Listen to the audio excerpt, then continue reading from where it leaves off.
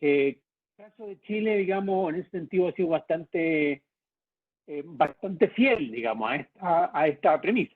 Es decir, una respuesta flexible, una respuesta acotada, focalizada, con muchos cambios en el camino, con algunas palabras de más y algunas controversias también de más, pero en general se ha optado esta estrategia más que una guerra total.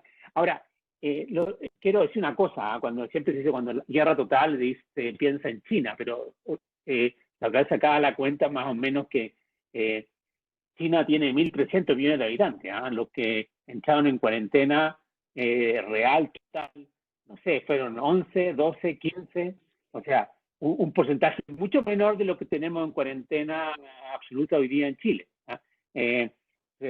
Yo creo que la estrategia seguida por Chile en ese sentido no es tan inusual si uno lo ve comparativamente. Además hay una cuestión que, aparte de que pueden haber razones epidemiológicas para hacer lo que se ha hecho, y aparte de que que hay razones económicas, sin lugar a dudas, el gobierno y los gobiernos del mundo han tratado de buscar la minimización del impacto económico, que además tiene un resultado sobre la sanidad, pero también hay que tener en cuenta que nosotros veníamos de un gobierno en la UTI, de una institucionalidad muy cuestionada, con poca legitimidad para imponer, digamos, una mano dura. O sea, no estamos aquí en la Argentina de Fernández, ni en la China de Xi, no estamos tampoco ni siquiera en Estados Unidos de Trump, ni qué decir en la Italia Conte, que tiene como 70% de adhesión. Nosotros estábamos con un presidente que tenía 8% y que hoy día no tiene más de 25%. O sea, hay un problema de autoridad que había que tener en cuenta, y yo creo que se tuvo en cuenta. Yo creo que también yo destaco el hecho de que la respuesta ya no sanitaria, sino que económica, también ha sido una respuesta focalizada, gradual, no ha sido una política de shock, digamos. En ese sentido ha sido bastante diferente a lo que se ha hecho, por ejemplo, en Estados Unidos. Y ha tenido alguna inteligencia en eso, porque ha permitido ir recogiendo reacciones, incorporando puntos de vista diferentes, en lugar de pretender una respuesta de, como decía, donde se tiraba toda la carne a la parrilla. Hemos tenido a un líder de esta estrategia, que yo no sé si será tan bueno como epidemiólogo, pero en todo caso se ha revelado que tiene un liderazgo y una sabiduría política bastante alta. Yo, como decía antes, no creo que políticamente se podría haber hecho algo distinto a lo que se ha hecho. Y ese ha sido el doctor Mañalich, quien a veces, claro, a veces se entusiasma demasiado y se puede quedar un poco el Che Guevara, pero es la cabeza, el líder y el vocero de esta estrategia gradual, focalizada, flexible, de un poco de ensayo y error que se ha venido practicando en Chile. Hay que decir que esta estrategia, este enfoque, logró tener bastante respaldo, bastante respaldo porque los números le fueron bien, anduvieron bien, porque logró alinear a los alcaldes, porque no tuvo una oposición demasiado fuerte. Además, gran parte de la oposición política había venido diciendo, ¿no es cierto?, que lo del COVID-19 era una invención del gobierno para contener las marchas y las manifestaciones y el estallido. O sea, el grado de legitimidad que tenía para exigir una estrategia diferente era bastante escasa. Pero las cuestiones se le han venido complicando, creo yo, en los últimos días al gobierno. O sea, se le han venido complicando porque los números han venido fallando. Y esto era un elemento muy importante de su autoridad, que los números le estaban marchando bien. Y además ha habido una fiscalización mucho estrecha sobre los números, y las explicaciones no siempre han sido muy satisfactorias, más bien muchas veces han sido contradictorias, han tenido que rectificar. Entonces yo creo que hay un primer problema allí. Ha habido también un problema en los paquetes de ayuda, de respaldo. Yo creo que el caso de Cencosud, digamos, que hemos escuchado, ha sido bastante la fe pública en los programas. Entonces, yo creo que si yo hubiese hablado hace una semana o 10 días, habría dicho el gobierno está en una muy buena posición en términos de restablecer su autoridad, en devolver la confianza en las instituciones. No se ve en el panorama ninguna opción alternativa. Hoy día, en cambio, estoy menos optimista en ese sentido. Veo que está más problemático, además porque todos sabemos que la distancia social a nosotros es particularmente complicada por tener una cultura familistica, redes familiares en las cuales descansamos para nuestra sobrevivencia. Es mucho más fácil para los coreanos, mucho más fácil para los japoneses, es mucho más fácil, lo hemos visto también, para un europeo del norte que para un europeo del sur. Y en el caso nuestro de Chile, sobre todo cuando el virus comienza a llegar a las zonas más populares, el desplazamiento social se ha vuelto bastante difícil, más aún cuando el gobierno, la autoridad del Estado, ha venido perdiendo autoridad. Bueno, ahora, si uno mira hacia adelante, ¿qué es lo que nos convoca en este punto? Yo creo que aquí lo que ha dicho Gates, digamos, es lo que importa, porque en realidad hoy día aquí Bill Gates, o sea,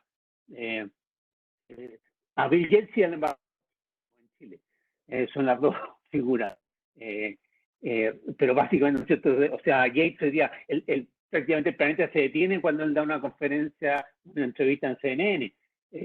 Y él nos advierte, ¿no es cierto?, que esta cuestión no vamos a llegar a una normalidad, no vamos a volver a una normalidad en un tiempo corto.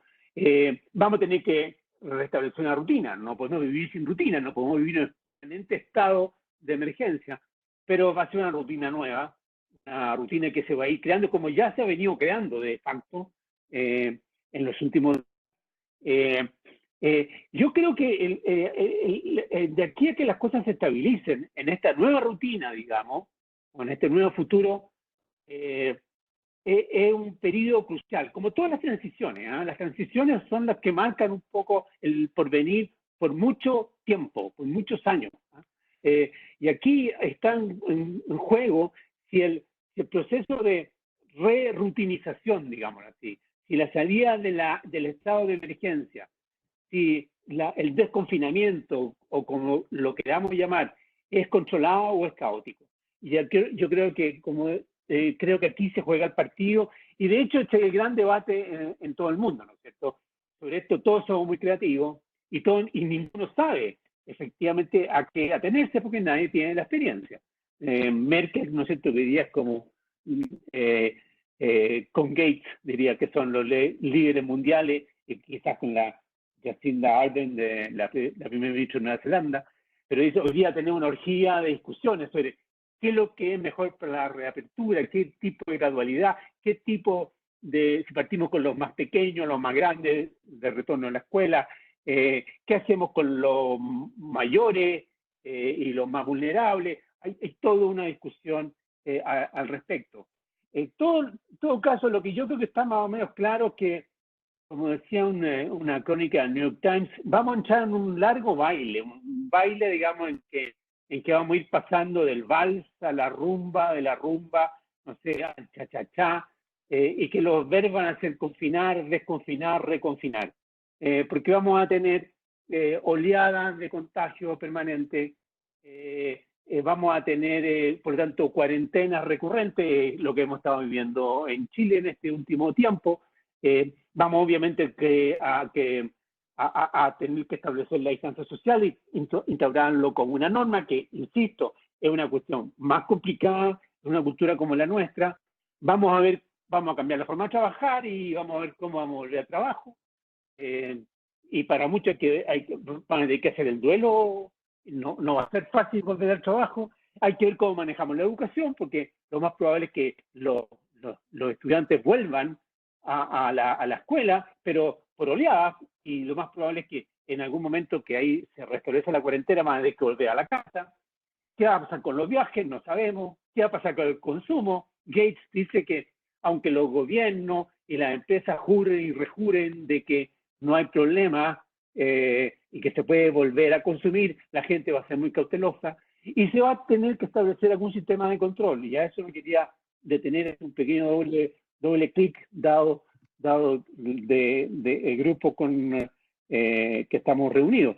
O sea, todos sabemos, ¿no es cierto?, que claro, se habla mucho de testeo, pero el testeo sin control, digamos, sin este famoso control tracking, como le llaman, no sirve de nada. Entonces, efectivamente hay que multiplicar el testeo, pero hay que multiplicar el control. Y el control tiene dos formas de ejecutarse, ¿no es cierto? El digital, que es el que más se discute hoy día, respecto a lo cual hay una carrera, ¿no es cierto?, tecnológica y también geopolítica, entre quién es el primero que inventa el mejor dispositivo, digamos, para el seguimiento digital. Cualquiera sea el seguimiento digital, va a haber una renuncia a la privacidad, que es un gran tema de debate, ¿no es cierto?, en estos momentos en el mundo entero. Pero también se requiere un control presencial. Hay muchos que comentan que un poco los ojos están demasiado puestos en el control digital, pero el control presencial es muy fundamental. Se estima que se necesitan 30 personas controlando por cada 100.000 habitantes. No 100 habitantes, 100.000 habitantes. O sea, estamos hablando de un número bastante importante. Ahora, lo interesante, y los gobiernos están metidos ante este dilema, que es un gobierno un dilema que, como dice Edouard Philippe, decía hace algunos días, el primer ministro francés en el Senado, en que los gobiernos tienen que tomar decisiones con información incompleta, información contradictoria porque no se sabe mayormente nada del virus, y no hay ningún científico, ningún líder, ninguna autoridad que pueda decir en qué camino hay que marchar. Por tanto, se actúa bastante a ciega. Ahora, uno podría asumir, ¿no es cierto?, que si uno asume que la disrupción son laboratorios abiertos, digamos, que sería la innovación. Bueno, aquí estamos en un laboratorio abierto gigantesco, y yo creo que un laboratorio abierto que no es para volver a la normalidad, es para construir una nueva normalidad, que está destinada a durar bastante tiempo. En ese sentido, me gusta decir que estamos en un momento de adviento. No estamos solamente en un momento de emergencia, estamos también en un momento que estamos preparándonos para el nacimiento de un mundo nuevo. Bueno, me quedan nada más que 10 segundos, pero respecto a este mundo nuevo, si me dan un poquito de un par de minutos. ¿Qué puede decir Por favor, Eugenio, nuevo? Sigue. ¿Sigo nomás? Ya. ¿Qué puedo decir del mundo nuevo? Una cosa que es claro es que se han derrumbado líneas divisorias que parecían inexpugnables. O sea, hoy día la presencia del Estado en la economía, desde luego, en la sanidad, es algo que está incluso rompiendo sus reglas fiscales o endeudándose, está fuera de cuestión, ¿cierto? El propio Financial Times, digamos, lo proclama. Y la necesidad de tener infraestructura súper habitaria, digamos, o sea, una especie de capacidad por encima de lo normal, por encima de lo que el mercado exige, con el fin de protegernos. O sea, buscar la resiliencia, la público y privado y entre empresas. Las comisiones antitrust en el mundo están como bastante en desuso. La crisis plantea ciertos temas y repone otros temas, el problema de la pobreza y la desigualdad, el mundo laboral, el shock, la relación entre el shock sanitario y el shock climático. En materia de desigualdad está la distancia entre los trabajadores manuales y del cuidado versus trabajadores creativos e intelectuales es una gran cuestión, digamos, que se está planteando. O sea, de aquellos empleos que parecían más triviales, la verdad es que depende la vida de la humanidad. Hay nuevas desigualdades que tienen que ver con la manera como nos enfrentamos a la pandemia. Por ejemplo, acceso a Internet, acceso a tecnología. En materia de trabajo, bueno, tenemos obviamente la expansión, pero así más teletrabajo, y eso va de la mano de la flexibilidad, y eso va a implicar cambios en la legislación laboral, una hibridaje mayor entre vida doméstica y vida profesional. En ese sentido, todos nos hemos hecho un poquito, nos hemos feminizado, digamos, un poco, una crisis de la intermediación en general, y en parte esto es lo que afecta al comercio, una explosión de la automatización, porque la automatización es una manera también de prevenir el contagio y no tanto de defenderse del contagio. Y además hay algo que se puede volver adictivo, que tiene que ver con la experiencia que todos estamos viviendo, y es la pregunta si se puede hacer lo mismo o incluso más, de otra manera y a veces con menos gente. O sea, y yo creo que parte del desempleo que viene, o el reempleo que va a tener que ver con esto, ¿no? Que se pueden hacer las cosas de otra manera y con menos gente. Esta también es la cuestión que se discuten también en todo el mundo, sobre todo en Europa, sobre si el relanzamiento que viene después de este congelamiento va a ser gris, como venía siendo antes, o verde. Y esto no es una cuestión solamente del mundo ecologista o del mundo ambientalista. Es bien interesante este manifiesto de los 92 más importantes CEOs y patrones, digamos, franceses, que pregonan un relanzamiento verde. Bueno, y para ir terminando, claramente hay un cambio también en la gestión de las empresas, me da la impresión, de la productividad, digamos, a todo precio a resiliencia. O sea, hoy día como el foco de inversión se cambia, ¿ah? Y por lo tanto, porque hoy día se incorporó un nuevo riesgo, y a los riesgos no solamente ambientales, financieros, de las comunidades, del mercado, hay una nueva fuente de riesgo que se llama contagio, y esto va a significar invertir más en backup, diversificar la fuente de abastecimiento, privilegiar la fuerza de trabajo local. La fuerza de trabajo extranjera es una fuente de riesgo. Por ejemplo, tomemos el caso de lo que está ocurriendo con la agricultura en Europa, que no cuenta con mano de obra inmigrante, y han tenido que apelar incluso al trabajo voluntario en los estudiantes para poder sacar las papas o sacar las lechugas. Y hay también una mutación, creo yo, importante en la relación entre empresa y sociedad.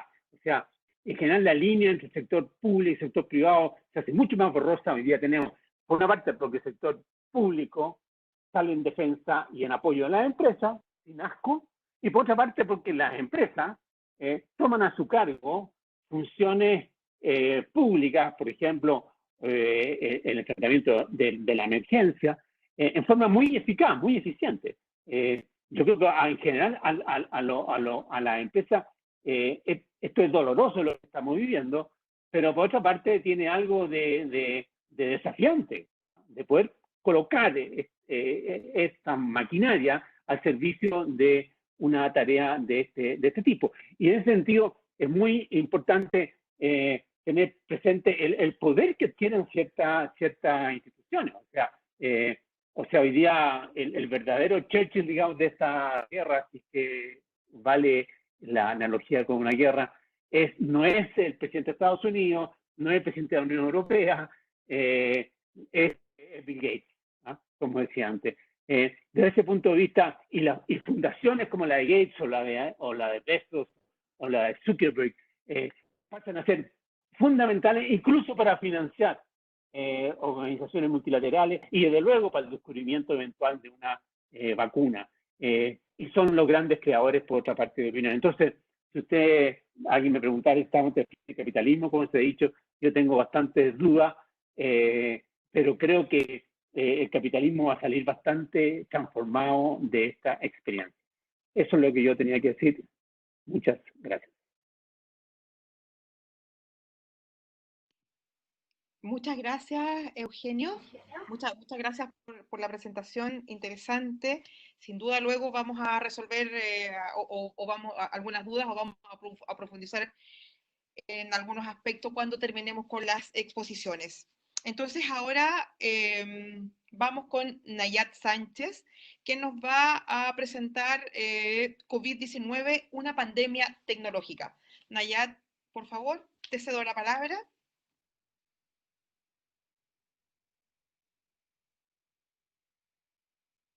Hola, a ver si esto funciona. Sí. Nayat. Nayat, o sea, ahí sí, ahí te estamos viendo. Hola, buenas tardes. Hola, ¿qué tal? ¿Cómo estás? ¿Estás viendo mi pantalla? ¿Sí? Te estamos viendo en la pantalla. No, a la presentación. Aún no. Eso no se está viendo todavía. A ver, Sí. un momento.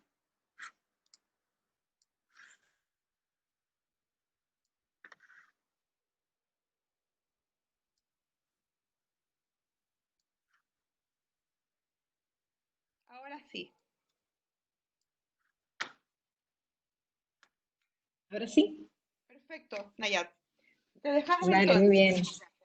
Vale, bueno, muchas gracias, Thierry, Acti, gracias a todos los presentes, gracias también a Eugenio por esa maravillosa introducción y ese amplio contexto que nos ha dado aquí y porque voy a aprovechar de darme un par de slides sobre el contexto probablemente que es un poco como eh, a las dos presentaciones, pero bueno, agradecerles a todos el espacio. Y bueno, yo les traigo aquí una presentación que intenta colocar un poco la visión esta más tecnológica, claramente desde INRIA, desde la visión de INRIA como Centro de Tecnologías Digitales, pero también desde la experiencia francesa, ¿no? De qué estamos haciendo en Francia y qué estamos también intentando traer de conjunto para acá, también para Chile.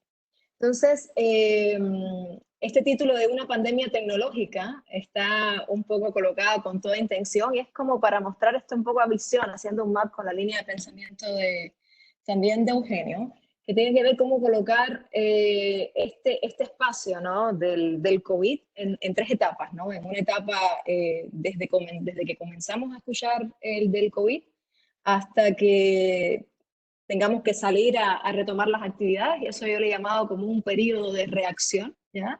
Que aproximadamente, no sé, 3 meses, pensando en que es marzo, abril, mayo, algo así.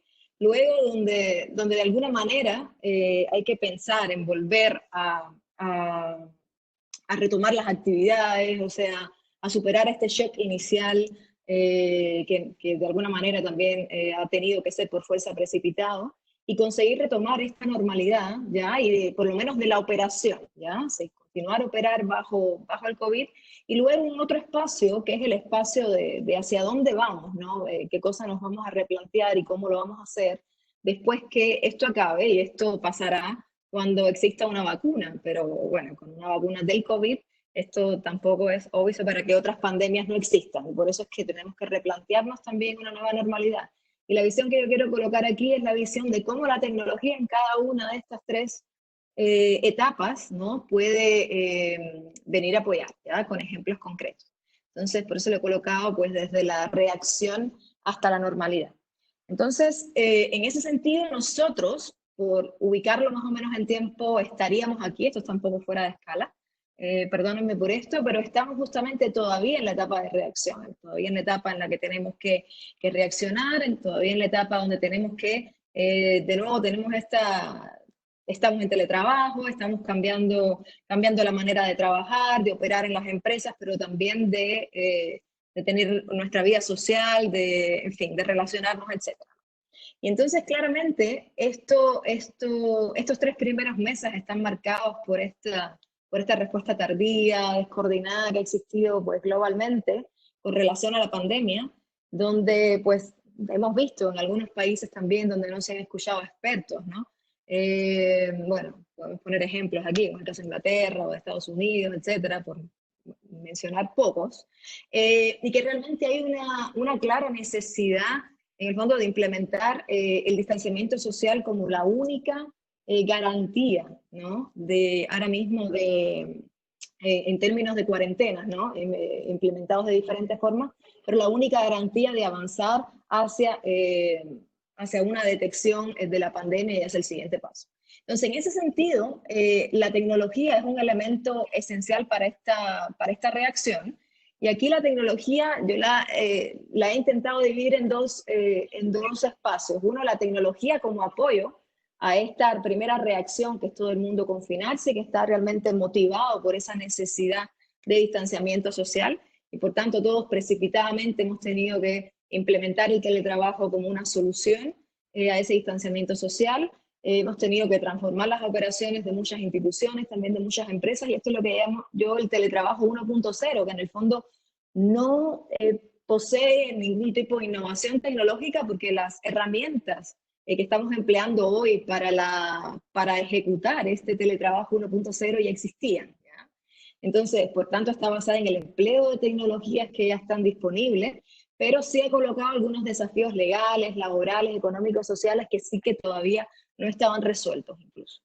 Y por otro lado, esto ha despertado un gran esfuerzo público-privado, no solo a nivel de países, sino también a nivel global, y no hay más que ver a la comunidad científica y también tecnológica, o sea, también muchas empresas de tecnología y de otro tipo, colocándose también a disposición para resolver problemas concretos, y esto es un fenómeno súper importante. Entonces, colocando como un ejemplo a INRIA como un instituto de investigación, o sea, dentro de INRIA, y voy a hablar de INRIA, pero por hablar de Francia en general, desde marzo, todas las instituciones de investigación convocadas por el Ministerio de Educación y Ciencia de Francia, de conjunto con el Ministerio de Economía, etcétera, se han movilizado muchos recursos, gran parte del presupuesto de 2020 de las instituciones de investigación, universidades incluso, para apoyar en esto de la misión, llamarlo de alguna manera, misión COVID, ¿no? Entonces, en ese sentido, en INRIA pues tenemos más de 20 proyectos en ese sentido, por un lado para resolver problemas científicos y que apoyen a la comprensión en sí misma epidemiológica del virus, pero por otro lado también para mejorar el tratamiento sanitario en la crisis, o para facilitar y asegurar el desconfinamiento, o para asimilar incluso la ola masiva de investigaciones que se están generando. O sea, es increíble, solo para que ustedes tengan una idea. ¿Perdón? Solo para que tengan una idea, o sea, ahora mismo se están generando bueno, muchas investigaciones alrededor de esta epidemia. Y existe una base de datos liberada por Allen AI hace ya unos meses, que empezó teniendo veintitantos, bueno, pocos papers, veintitantos mil, y en menos de 2 semanas duplicó el número. Ahora mismo está en un número de 43.000 papers científicos asociados todos al COVID. Entonces, claro, asimilar toda esa ola masiva de investigaciones también es un problema científico operacional donde la tecnología también puede ayudar. Por otro lado, están los problemas operacionales, ¿no? O sea, cómo resolver los problemas que tienen que ver con la disponibilidad, que lo estamos viviendo en el escenario chileno también, pero ha sucedido en cualquier país ahora que nos venga a la mente, la disponibilidad de los recursos críticos, ¿no? Y cómo tener una visualización en tiempo real que nos permita de alguna manera alcanzar esta visión, ¿no? Que nos permita, o que les permita a las autoridades y a los tomadores de decisiones en el fondo, tener una decisión informada, ¿ya? O por ejemplo, cómo reportar a los familiares de pacientes los estados de salud. Hemos visto en Europa cómo se ha, de alguna manera también, muchas personas han muerto solas, ¿no? Los familiares no han podido ni saber, desafortunadamente, de ellos durante días. Entonces, este es un proyecto que tiene un impacto social tremendo. Y por otro lado, los ejemplos clásicos, ¿no? Los de analizar, cuantificar, predecir y visualizar los datos diarios clínicos, diarios asociados al COVID. Y por otro lado, el facilitar, ¿no? Este problema operacional de cómo es el regreso seguro. Entonces, en ese sentido, hay algo importante, que es cómo los datos, realmente hay un foco en los datos que está muy derivado de la capacidad que tenemos hoy, ¿ya? Y aunque tenemos muchísimos problemas con los datos, todos lo sabemos, nunca hemos tenido tantos datos, ¿ya? Nunca hemos tenido tantos datos, tanta investigación, tanto acceso y capacidades de comprender los mismos. Y justamente, bueno, todos hablamos de Big Data, de Back Data, de Missing Data, de Biased Data, de Manipulated Data, y con toda la polémica que ha existido también aquí alrededor del Ministerio de Salud, el Ministerio de Ciencia, con relación a los datos asociados a los pacientes de COVID. O sea, no hay cómo analizar todo esto sin los métodos que están al alcance también a día de hoy, que lo que nos permiten es pues comprender el problema, modelarlos, optimizarlo, pero para esto claramente necesitamos datos de fuentes primarias y datos concretos. es como la fuente esencial.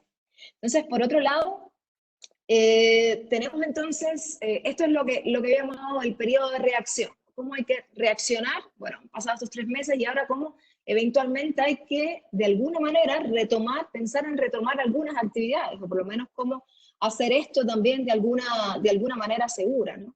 Hay muchas actividades que van a continuar permaneciendo en teletrabajo, pero estamos claros que esto no es viable para todas las industrias. Esto no tiene sentido, tampoco tiene sentido que una empresa retome sus actividades y a las 2 semanas todos sus trabajadores van a estar enfermos. Entonces hay que hacer un desconfinamiento progresivo, va a ser siempre un proceso en que se intenta tener un equilibrio, es la ecuación mágica, que le he escuchado a varios ese término de ecuación mágica, parece que están calibrando alguna heurística por ahí, pero ese equilibrio es justamente inestable. Cualquier cambio realmente menor puede implicar que el sistema caiga en un caos. Entonces aquí realmente se corren bastantes riesgos. Entonces en ese sentido, la tecnología vuelve a venir a apoyar en este espacio y aquí tenemos que pensar entonces en una etapa de teletrabajo 2.0, donde realmente hay que recuperar otros espacios donde que el teletrabajo, las herramientas que tenemos para hacer el teletrabajo 1.0 no nos permite las herramientas actuales, como por ejemplo recuperar los espacios de creatividad, los espacios estos más sociales, los espacios estos más de pensar en conjunto, de espacios interactivos en ese sentido. Y es una oportunidad de innovación para las empresas tecnológicas, sobre todo en las áreas de realidad aumentada, realidad virtual, o sea, la parte de telepresencia, etcétera. Es como que hacer que unos arquitectos de alguna manera puedan trabajar de una manera creativa, o con unos actores en un set, o sea, no solo pensando en el teletrabajo más clásico, ¿no? En el que estamos acostumbrados, que todos estamos acostumbrados a trabajar en reuniones, sino justamente qué pasa con la industria creativa, qué pasa con no sé, con los arquitectos, ¿no? Y esto lleva entonces a esta necesidad, por otro lado, de desconfinamiento, ¿ya? Y que se implementen soluciones tecnológicas que complementen a las soluciones manuales que ya existen y que están probadas por los expertos en epidemiología. Y en este sentido, bueno, hay soluciones de varios tipos, ¿no? Entonces, a ver. Bueno, esto se ha quedado. Ahí. Perdón, creo que se fue. Entonces, en ese sentido, es que llegamos al contact tracing, ¿ya? Que llegamos al contact tracing, que de nuevo es el secreto, está demostrado, el secreto de los países que han logrado controlar de alguna manera la epidemia, es a partir de encuestas de salud digital que están combinadas también con la capacidad de realizar pruebas sistemáticas. Y esto es un hecho, y estas encuestas permiten de alguna manera evitar el resurgimiento de una pandemia, ¿no? de la epidemia. Entonces, esto requiere de una gran reactividad en el fondo para limitar el riesgo de que las personas se vean de alguna manera reinfectadas y que puedan estar transmitiendo el virus sin saberlo. Y por otro lado, también que una persona que haya dado pues, positivo pueda aislarse inmediatamente y que sus contactos sean identificados, o sea, sean probados, o sea, sean testeados y que sean aislados a su vez en el caso si han dado positivo. Entonces, en ese sentido, esto es un proceso que está aprobado por la Organización Mundial de la Salud desde hace muchos años y se ha usado también en otras pandemias, pero realmente está demostrado, está avalado por epidemiólogos que en el caso, por ejemplo, del COVID, con la capacidad que tiene grande de expandirse, es complicado que este trazamiento manual sea efectivo. Por eso está avalado por epidemiólogos que el uso de la tecnología, y de hecho hay una investigación de un investigador de la Universidad de Oxford, pues que coloca y que cuantifica un poco cómo podría justamente este tipo de técnicas combinadas ayudar al desconfinamiento y a evitar que la curva esta se siga elevando. Entonces, ese proceso, en el fondo, manual, es un proceso que es, digamos, de alguna manera intrusivo, ya que son las personas que entran en detalle sobre la vida privada de otras personas, o sea, que se han permitido, etcétera. Y entonces, a partir de que se decida un confinamiento, o sea, es importante que entonces, y mientras no haya una vacuna, que exista de alguna manera, herramienta que permita acelerar el proceso de trazamiento de estos contactos a los epidemiólogos. Esto no es más que una herramienta que permite, en el fondo, ayudar a hacer este trabajo y recopilar los datos de una manera más rápida a estos epidemiólogos. Entonces, en ese sentido, es que llegan las tecnologías digitales, ¿ya? Y hay ahora mismo, o sea, podemos hablar de dos estrategias, básicamente, en términos de dispositivos, ¿no? De sensores que usan, ¿ya? Digitales. Primero son los protocolos de traspaso de información que usan los sensores de Bluetooth, ¿ya? Y estamos pensando claramente que este tipo de herramientas que estamos pensando son herramientas que tenemos que construir para que funcionen de manera inmediata. No tenemos tiempo de ahora investigar un año más para ver la fusión entre el Bluetooth y el GPS y la Wi-Fi, qué sé yo, para tener en términos de precisión de cálculo de distancia óptima. Estamos intentando trabajar con lo que existe, ¿ya? Entonces, en ese sentido, la tecnología y los sensores de Bluetooth permiten identificadores anónimos que van cambiando durante todo el tiempo. Estos identificadores se guardan y permiten reaccionar si existe una proximidad entre dos dispositivos. Entonces, esto, como todo, hay ventajas y desventajas, ¿no? Y está el viejo dilema de la seguridad y la privacidad, ¿no? Entonces, en términos de ventaja, esto recoge los contactos por cercanía física, con lo cual hace tipo, digamos, un grafo de las interacciones de las personas, ¿no? Y luego hace poco uso de la batería, lo cual es bueno, o sea, porque en teoría es algo que va a correr en el background. Y luego, pero bueno, claro, tiene estas otras desventajas que tienen que ver con la privacidad, con cómo resolver los problemas estos de los falsos positivos, ¿no? En el fondo, de cómo una persona que está cerca de un dispositivo, sin ser su dispositivo, o sea, puede ser identificada, ¿ya? Como una potencial persona contaminada, ¿ya? Cuando esto no ha existido.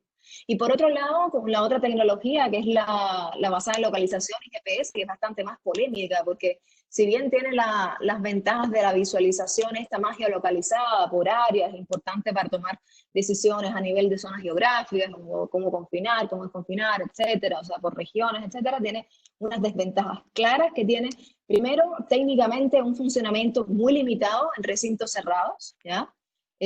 O sea, en indoor no funciona, incluso en zonas, en grandes ciudades donde hay edificios altos, y por otro lado tiene un fuerte impacto en la privacidad, y por tanto hay muchos países y muchas naciones que han dicho no a esta solución. Entonces, basados en las tecnologías Bluetooth, entonces... Nayar, sí, Nayar, ¿qué me queda? unos Sí. 2 minutitos, ¿sí? Gracias. ¿Unos 2 minutitos? 2 minutos, bueno. Bueno, entonces en ese sentido tenemos, bueno, Indra participa de un consorcio europeo, ya representando a Francia, para construir realmente pues un protocolo de información que cumpla pues una serie de elementos. Hay que entender primero que existen varias limitaciones que son tecnológicas, en términos de que la tecnología, en principio de Bluetooth, no fue diseñada para calcular, para estimar distancia entre dos teléfonos inteligentes, y que por tanto hay varias investigaciones que están haciendo ahora mismo para calibrar justamente esta medida. Por otro lado, hay limitaciones relacionadas con el modelo de transmisión del virus, que continúa siendo muy incierto. Y por otro lado, y es un tema clave, el tema de la privacidad, ¿no? El protocolo justamente de intercambio de información y los riesgos de privacidad social. Entonces, en este consorcio europeo, donde Indra participa representando a Francia, pero es un consorcio donde está Alemania, donde está también Italia, donde está Suiza, en fin, hay varios países. España se juntó recientemente. Se dieron a la tarea de construir un protocolo que cumpliese con requerimientos de interoperabilidad, por otro lado, que cumpliese la Ley Europea de Protección de Datos, y por otro lado, que entregase los datos epidemiológicos para cumplir la pandemia a los epidemiólogos. Entonces, en ese sentido, vaya por Dios.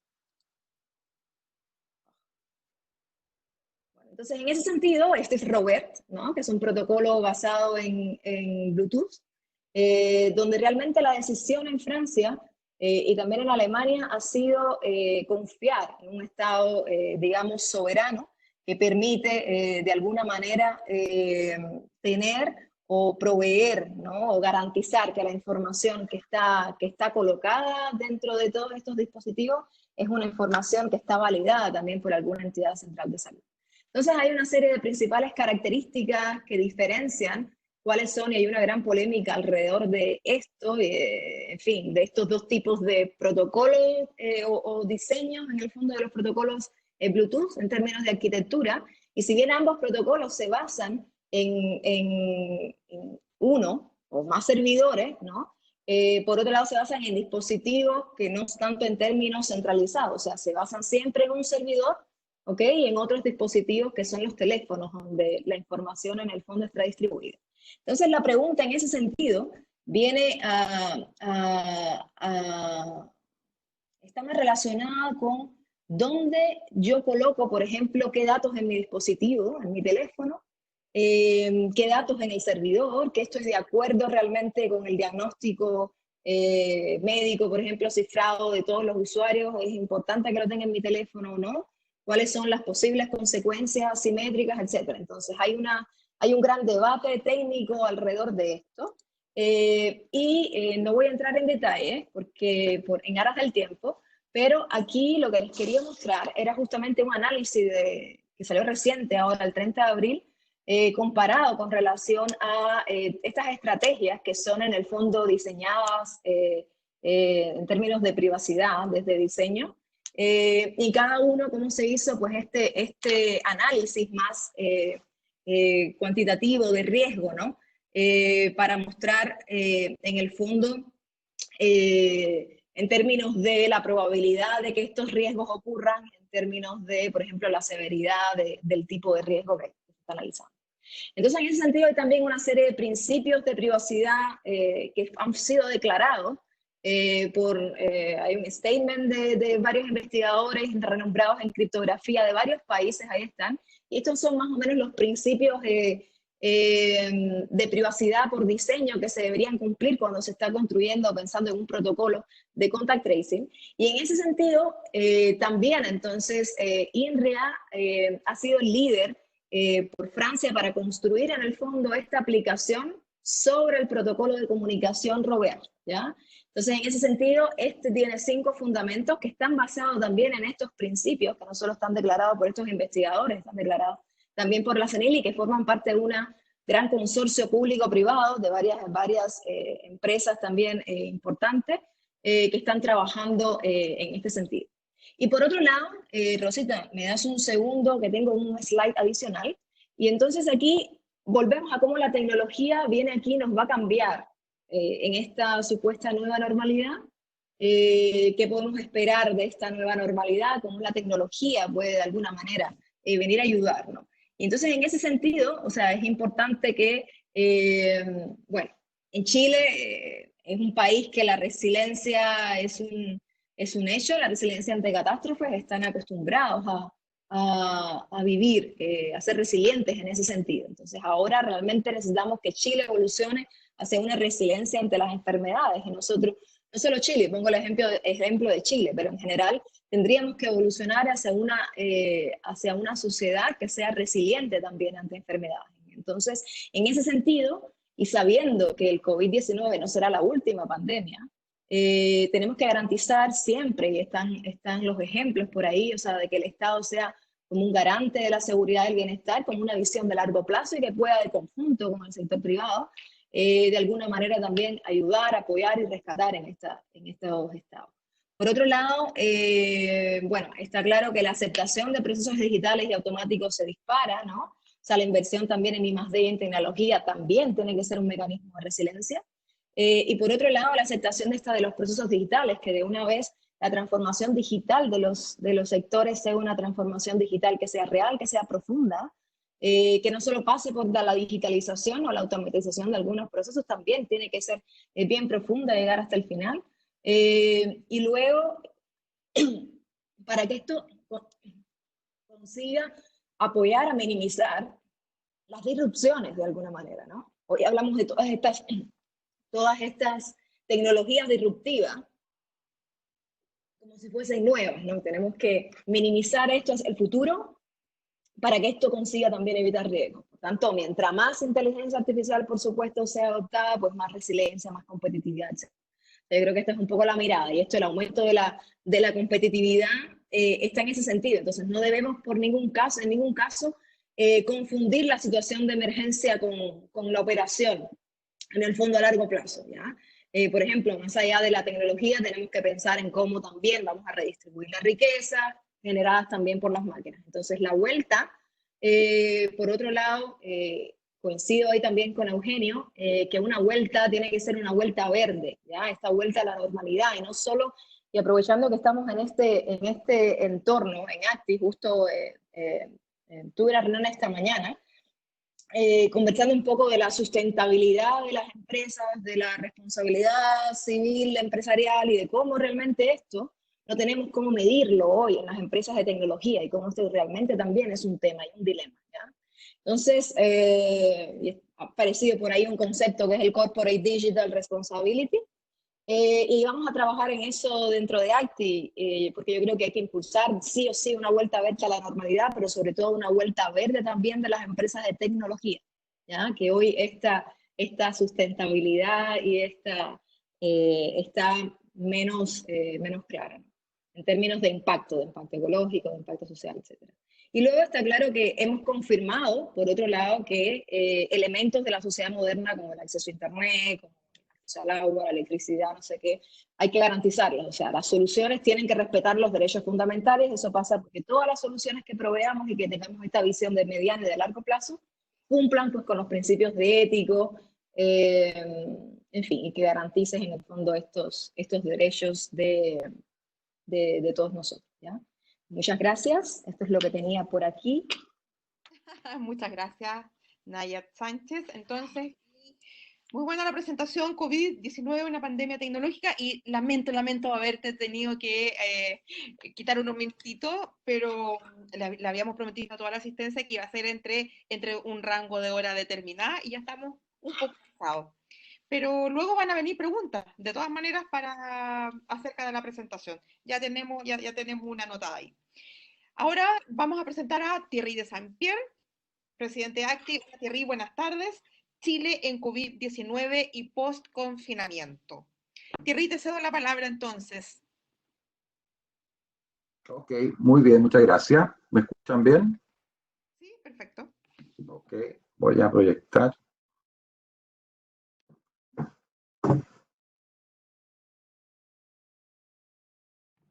Bueno, muy buenas tardes a todos, muchas gracias por la presencia. Muy interesante las presentaciones de Eugenio y de Nayat. Yo creo que me voy a saltar algunos temas porque ya fueron tocados y me parece que voy a tratar de completar lo que... Entonces, la idea es mirar desde Chile, cómo desde Chile nos está afectando el COVID-19, el post-confinamiento, y cómo la agenda es la siguiente. Quiero conversar un poco de las tecnologías para sobrevivir en la crisis, cómo las empresas han utilizado la tecnología para sobrevivir en la crisis, cuál ha sido la estrategia de gobierno y cómo han usado las tecnologías para apoyar esta estrategia, cuál ha sido el impacto, va a ser el impacto de la crisis en la industria de la tecnología de la información, y finalmente cómo en el post-confinamiento o el nuevo normal, como se está llamando hoy día, cuál va a ser el rol de las tecnologías de nuevo.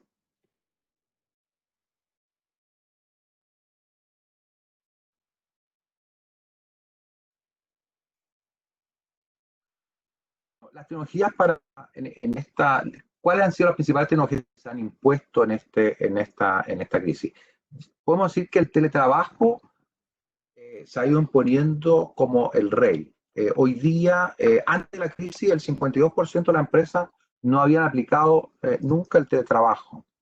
Hoy día, el 83% de los empleados dice estar dispuesto a teletrabajar en forma permanente, estaría disponible para teletrabajar. Un 72% de los empleados están en la modalidad de teletrabajo, de una encuesta realizada hace unos días. Pero este trabajo remoto presenta una serie de desafíos de seguridad para las empresas. Las empresas deben segurizar el puesto de trabajo, y aparece una nueva regulación que debe soportar este trabajo. O sea, el puesto de trabajo del nuevo trabajador, que está en forma remota, trabajando en su casa, debe poder ser soportado por la empresa, debe tener los niveles de seguridad y de ergonomía suficientes como si estuviese en su oficina. Por lo tanto, se extiende el concepto del trabajo a la casa.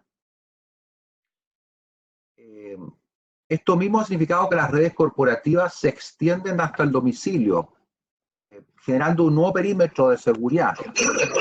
El perímetro de seguridad ya no es la empresa, es también llega hasta la casa, hasta el domicilio. Esto ha significado que se han generado un conjunto de intentos maliciosos que buscan explotar esta situación y hacerse pasar vía correo malicioso, vía phishing, distintas formas de atacar los servicios, de tal forma poder entrar a las redes corporativas. Aquí ha habido un rol importante del CISERT, del Ministerio del Interior y Seguridad Pública, donde se generan semanalmente un conjunto de alertas tempranas, por ejemplo, como lo que pasó en Zoom hace una semana, en que el CISERT publicó una serie de recomendaciones para segurizar los computadores que estuviesen usando Zoom para sus teleconferencias. También ha habido impactos y necesidades importantes de infraestructura tecnológica y en data center. Lo han incrementado en forma importante el uso de los servicios en la nube. La capacidad de la red también han estado sometidas a fuerte impacto. Hay un aumento de tráfico significativo, más de 25% en unas pocas semanas, ¿eh? Y las redes han sido capaces de resistir ese impacto. Hubo periodos en que efectivamente, y todos lo sentimos, había más problemas en las redes, se cortaban las conexiones, pero yo diría que ya en unas pocas semanas la red ha sido resiliente, ha sido capaz de adaptarse a estos grandes y nuevos requerimientos. Y se han incrementado en forma importante las aplicaciones, 67% para WhatsApp, 58% para Netflix, Teams en forma importante, yo diría más de un 50%, y Zoom se habla de un 300% en este periodo de COVID-19. Por otro lado, respecto de la captura y gestión de datos, que ha sido un gran tema para combatir esta crisis, hemos visto cómo las empresas han sido capaces de unirse para compartir datos de la epidemia. Ha sido el caso de Microsoft y Google. Y también han sido capaces de unirse para compartir información de seguimiento. Es lo que vemos hoy día en la estrategia entre Apple y Google, que lo comentaba Naya, donde va a ser posible hoy día tener información de proximidad entre las personas que tienen equipos Apple y personas que usan equipos con Android, Google. Y por otro lado tenemos,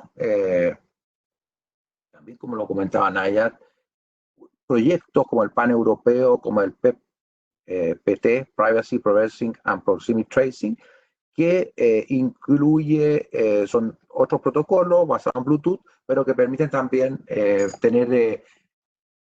hacer un trazado de la contactabilidad de las personas. Por lo tanto, hay una serie de tecnologías, están trabajando las empresas juntos, están trabajando las empresas con la investigación y con el gobierno.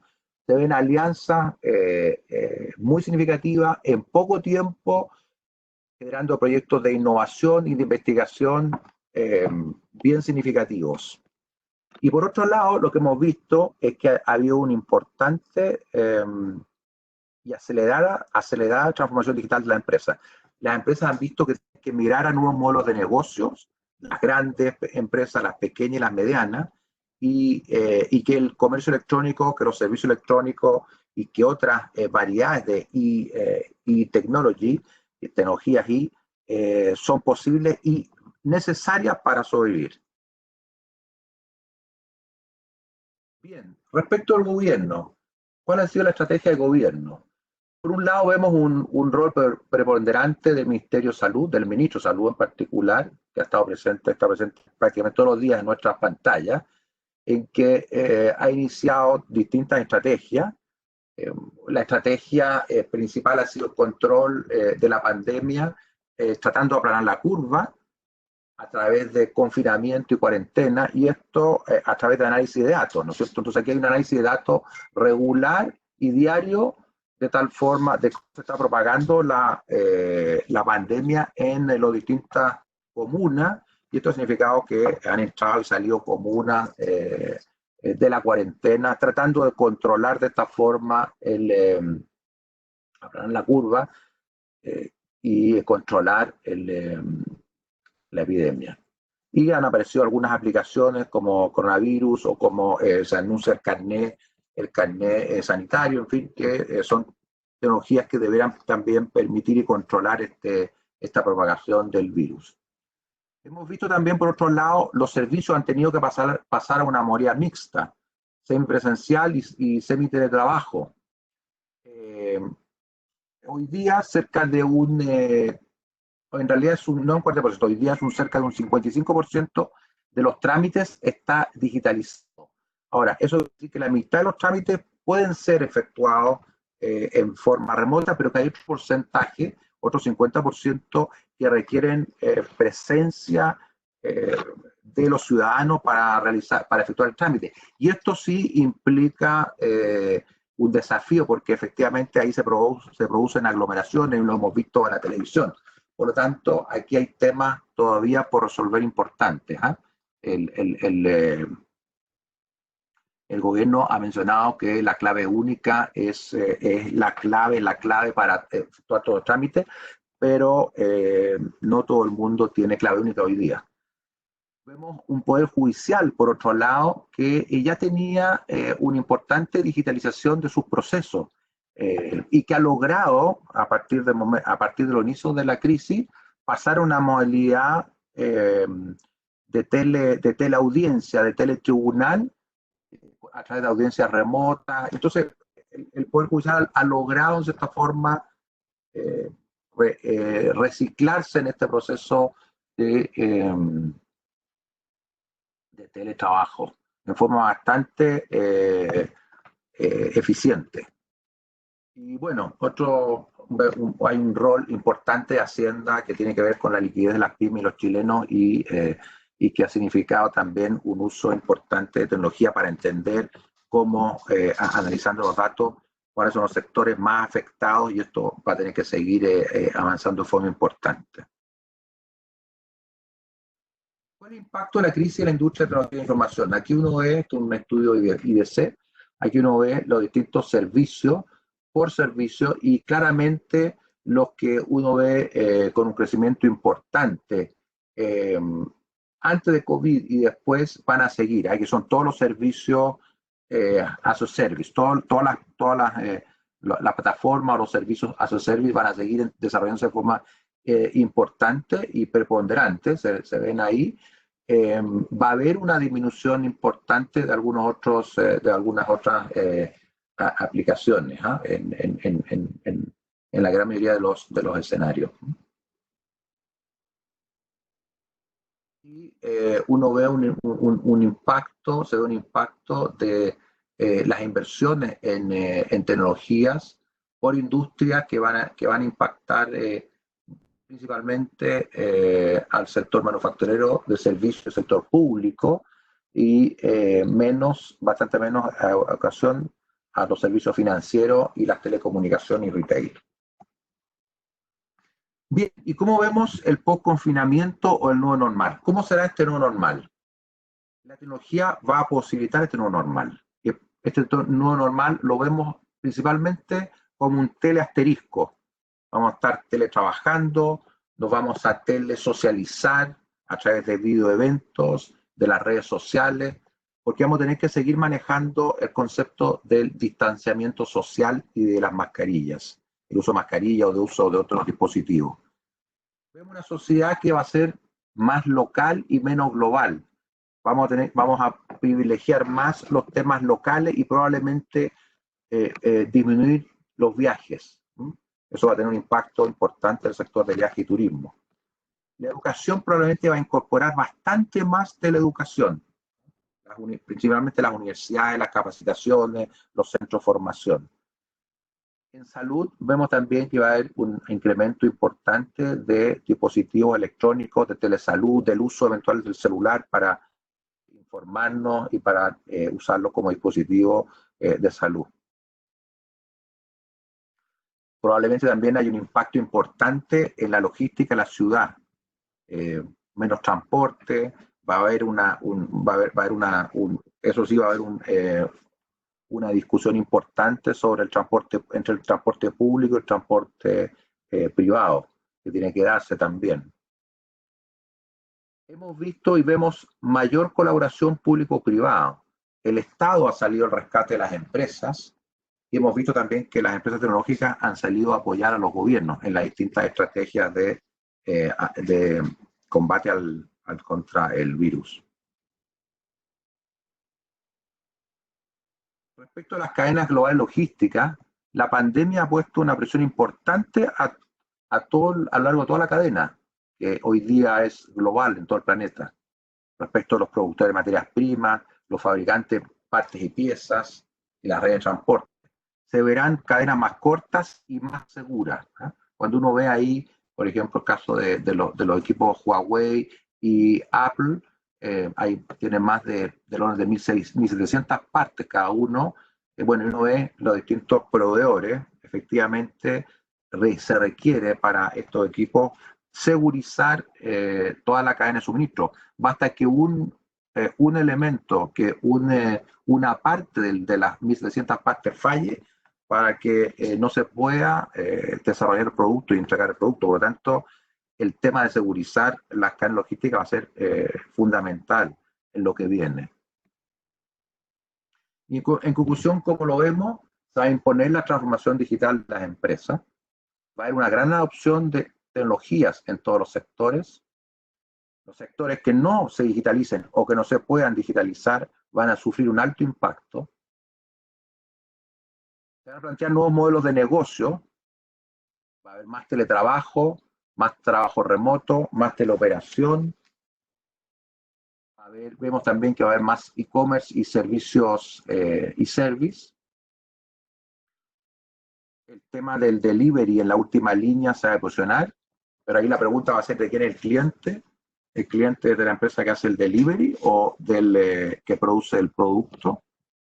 Y todo esto va a dar una nueva cultura de la empresa. La empresa va a tener que entenderse también como una empresa donde tanto sus empleados teletrabajan como sus redes de proveedores y sus redes y sus clientes se relacionan en forma distinta con ella. Eso es.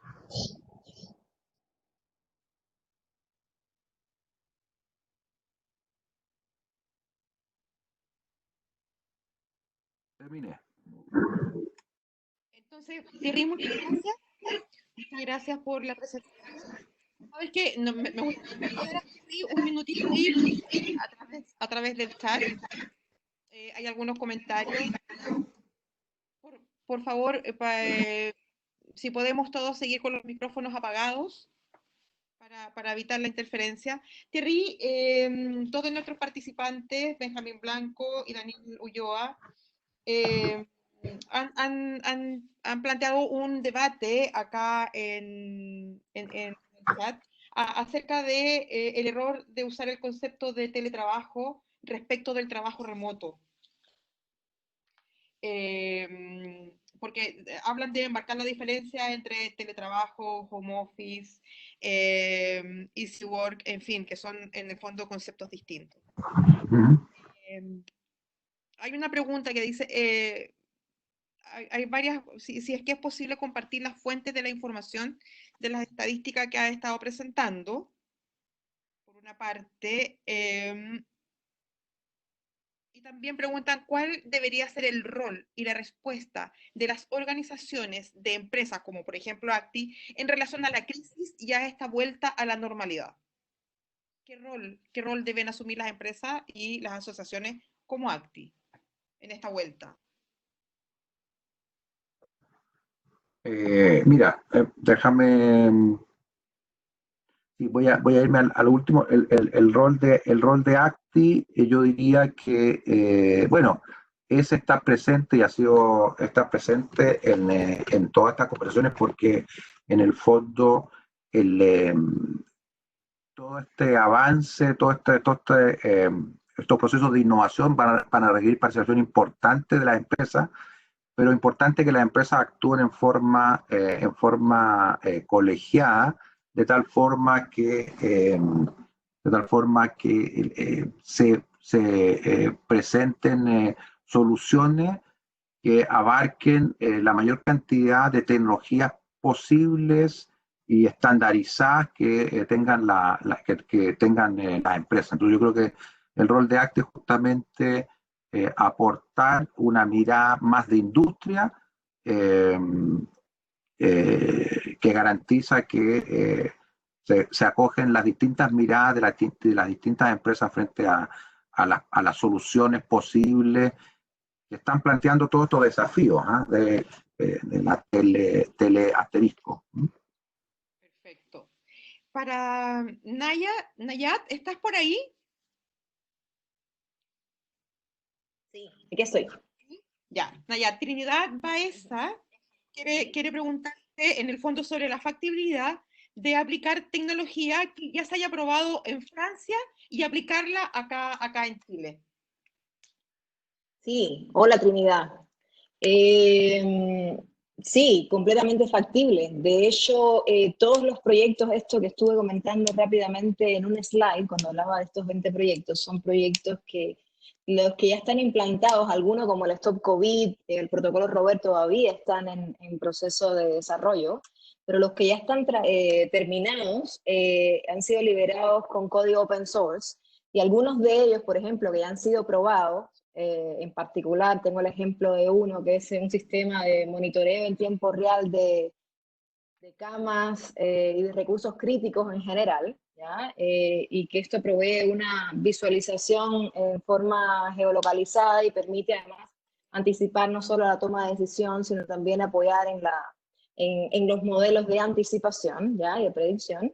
Este proyecto ya lo tenemos aquí, nosotros lo hemos adaptado, los ingenieros de INRIA Chile han estado contribuyendo al código, incluso en INRIA Francia, este proyecto, este sistema se está usando ahora mismo en más de 100 hospitales en Francia, en más de 8 regiones, 40 departamentos en Francia, o sea, está probado, más que probado, en el medio de la pandemia y justamente ha surgido porque los sistemas de gestión de estos recursos críticos que existen, ¿ya? Existen sistemas centralizados para gestionar todo esto, no funcionan en un estado de emergencia donde quien tiene que proveer la información no tiene tiempo ni siquiera de proveerla. Entonces, estos sistemas están, este que hemos realizado nosotros, ya está aquí, lo hemos adaptado hasta el español, hemos hecho varias demos en, bueno, Ministerio de Ciencia, varios centros, y probablemente vamos a instalar unos pilotos en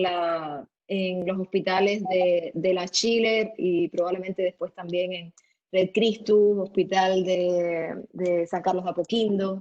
Entonces eso con seguridad. Y por otro lado el resto, o sea, solo basta y quiero decir, nuestra intención desde el minuto en que estos proyectos han estado listos fueron contactarnos con el Ministerio de Salud, Ministerio de Ciencia, para ponernos a disposición, sobre todo para que no se reinventase la rueda y no se gastasen recursos en desarrollar cosas que ya están hechas y que estábamos nosotros aquí un poco para adaptarlas. Entonces, no hemos tenido, y probablemente tiene que ver con este rol más centralizador que está teniendo ahora el Ministerio de Salud, y todavía no hay un entendimiento de cómo lo van a tomar. Por eso hemos tomado otro camino de usar los hospitales de las universidades como piloto para ver si esto realmente se adopta y muestra que en el fondo, porque ya te digo, es algo que estamos usando ahora en tiempo real en los hospitales en Francia, en más de 100, y como este, pues tenemos otros, ¿no? Pero basta, o sea, donde está la necesidad, no basta con decir aquí está, ¿no?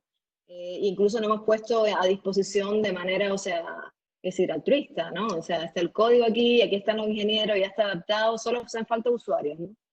Y bueno, ahí no, pero bueno, la disponibilidad es efectiva. Te respondí. Sí, perfecto. Eugenio, tengo dos preguntas para ti. ¿Eugenio?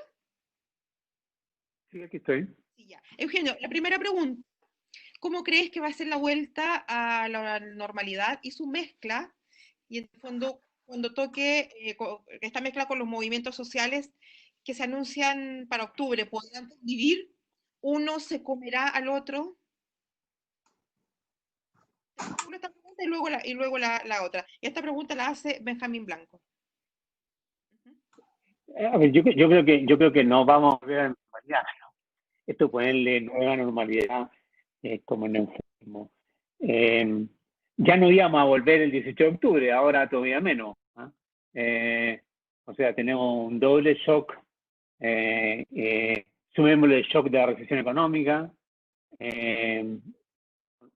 Lo que se está inaugurando es un nuevo mundo que no sabemos muy bien cómo va a ser.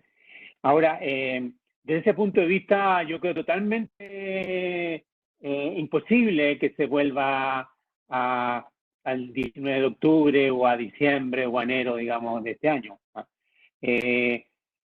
Uno, porque han cambiado la atmósfera social y cultural. O sea, hoy día los problemas fundamentales no son de frustración por no alcanzar mi sueño, sino de cómo conseguir los recursos básicos para sobrevivir. Vamos a estar muy marcados por el desempleo, muy marcados por el hambre, muy marcados por la reducción de los ingresos. Entonces, y eso es algo que es un fenómeno que reduce el combustible, digamos así, que generan las movilizaciones sociales con el 18 de octubre. Lo que moviliza y lo que genera estas grandes movilizaciones y grandes revoluciones son las expectativas frustradas, no las carencias. Entonces, en una atmósfera de carencia, yo no veo que vaya a producirse un fenómeno, que se vaya a repetir un fenómeno como el del 18 de octubre. No digo que no hayan grupos que están interesados y que van a estar interesados en restablecer esa situación, pero el respaldo que van a tener en la ciudadanía yo creo que va a ser bastante no. Bueno, esa sería como mi respuesta en breve, digamos, a esta pregunta. Además hay que tomar en cuenta también que las instituciones más o menos se han fortalecido, que entidades como Carabineros tienen hoy día una posición distinta frente a la ciudadanía. Entonces, además vamos a tener más cerca el proceso constituyente. Ahora, el proceso constituyente también cambia su agenda. Ya no son solamente cómo la sociedad tiene que hacer cargo de las deudas del siglo XX, en cierto modo, sino cómo asume de un modo más o menos convergente los desafíos que nos plantea este nuevo mundo. Pensemos nada más que en los temas, bueno, los que planteaba Thierry recién, en lo que planteaba Nayat también, o sea, desde los temas de la ciudad, desde las nuevas desigualdades, desde los temas de la flexibilidad laboral. Hay una agenda nueva que se abre en todo el mundo. Y desde ese punto de vista, yo además creo que es una suerte que tengamos el tercer continente porque nos genera un espacio dentro del cual podemos, digamos, hacer esta reflexión y este debate. Eugenio, y en esa misma línea, ¿cómo se vislumbra esta nueva democracia post-COVID con esta nueva agenda a la que tú hacías mención recién y los procesos de participación ciudadana? ¿Van a ser con la misma intensidad? ¿Van a tener direcciones distintas a la que vimos antes? Buenísima pregunta. O sea, si antes digamos, esta revolución de la cual estamos viviendo en materia de otra forma de relacionarnos, del uso de otra forma de comunicarnos, esta horizontalidad que genera el teletrabajo, que estamos todos disponibles permanentemente, en que tenemos, curiosamente, de pronto tenemos más interacción de la que teníamos cuando teníamos que desplazarnos físicamente. Esto va a cambiar definitivamente la forma de democracia, o sea, y vamos a tener que realmente alcanzar una democracia, no sé, si será 2.0, 3.0, con forma de participación mucho más cotidiana, mucho más 24/7, con una mucho mayor cercanía a las instituciones, a la ciudadanía. O sea, así como se comentaba recién que hay que repensar el concepto de empresa, yo creo que hay que pensar el concepto de instituciones, hay que repensar el concepto de democracia. Si este ya era un tema muy importante en todas las democracias maduras del mundo, que era que sus formas tradicionales las formas tradicionales de democracia a través de la representación estaban siendo desbordadas y eran fuente muchas veces de molestia, y esto mismo da origen al populismo. Yo creo que el COVID-19 vino como a echarle una palada de tierra a esas formas tradicionales de democracia y nos obligan a pensar formas mucho más dinámicas de vida democrática. Y de alguna manera, Eugenio, esto da cuenta de que a lo mejor somos una sociedad, un pueblo un poco reacio al cambio, que nos conformamos con ciertas zonas de confort, porque creo que nos ha pegado fuerte ahora como el estallido social, como lo vivimos desde los diferentes frentes. Luego vino un periodo de valla en las vacaciones, luego nos enfrentamos al COVID. Han sido tiempos donde todas los conceptos que teníamos, como tú bien dices, de empresa, democracia, del trabajo, se nos han derrumbado un poco. Y creo que nos cuesta, nos cuesta salir de esta zona de confort para abrirnos un poco más al cambio. ¿Cómo crees que vamos a salir a este post-confinamiento? Yo no estoy muy de acuerdo con la premisa. Yo estoy más con que decía adelante que los chilenos tenemos este talante resiliente que tiene que ver con nuestra cercanía a las catástrofes. Esto es una herencia que nos dejan los terremotos. Yo creo que la capacidad de adaptación que estamos mostrando es bastante extraordinaria. Yo no digo, no pensemos solamente en las empresas, pensemos en las personas, en las pymes. O sea, que, no sé, que el día Cuchuflí hoy día está vendiendo alcohol gel, digamos. Es cuestión de ver a los ambulantes. Esa capacidad de adaptación es totalmente extraordinaria. Entonces yo creo que la sociedad chilena estaba desde el 18 de octubre en un estado como de perplejidad, de curiosidad, de apertura, en que muchos dogmas, muchas ideas preestablecidas habían sido cuestionadas. Eso nos pilla con un cierto nivel de plasticidad para este nuevo shock. Yo prefiero estar en la UTI o en la UCI y recibir una nueva infección que haber salido a la clínica y haberme creído nuevamente inmortal y recibir un nuevo virus y tener que volver a la clínica. Y yo creo que nosotros estábamos más o menos en la UCI. Y por lo tanto nos pillan, curiosamente, distinto a lo que piensan muchos, yo creo que esto nos pilla en un buen momento, no en un mal momento como sociedad. Ahora, lo que sí tenemos un problema con la clase política, con la clase dirigente. Para encarar la agenda que tenemos por delante necesitamos una plataforma de gobierno mucho más amplia de la que hoy día tenemos. No podemos seguir basados en esta disputa de gobierno y oposición que en cierto modo heredera, digamos, los dilemas de la Guerra Fría.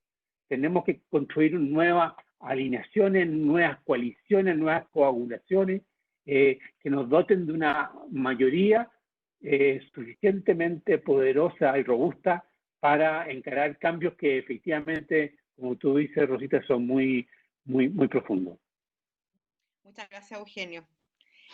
No tenemos más preguntas por el momento, además ya son las 19:30, las 7:30. Abusamos un poco del tiempo de audiencia y de nuestros expositores. Muchas gracias, Eugenio. Muchas gracias, Nayat. Muchas gracias, Terry. Terminamos así. Sí, interesante, Muy bien. de todas maneras podremos tener una nueva sesión. ¿Listo? Gracias a usted por el espacio. Gracias. Sí, Nayar, Gracias. Gracias. Chao. Chao.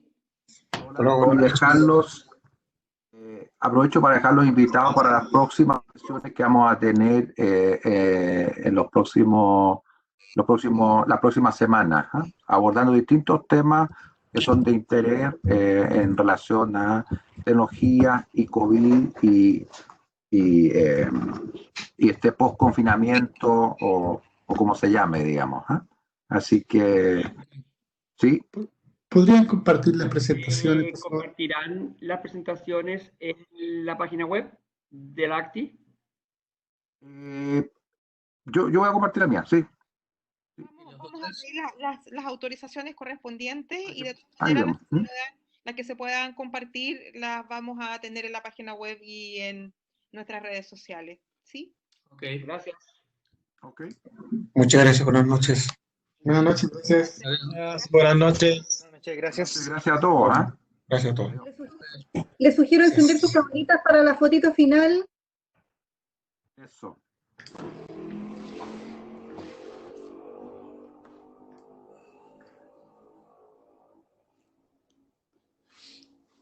Muy buenas las presentaciones, ¿eh? Muchas gracias. Muchas gracias. Hasta luego. Gracias. Encender su Interesante el cámara tema. para la fotito final. Porque se están yendo. Sí, los que están todavía, por favor, que activen la cámara, ¿sí? Para que nos saquemos una linda foto. Un pantallazo.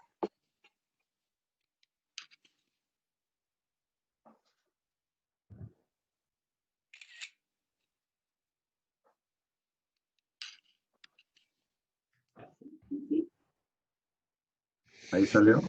Ok. Muchas gracias. Por eso. Adiós. Gracias. Muchas gracias. Buenas noches, muchas gracias.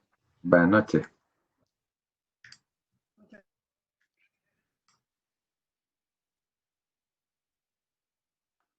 Gracias.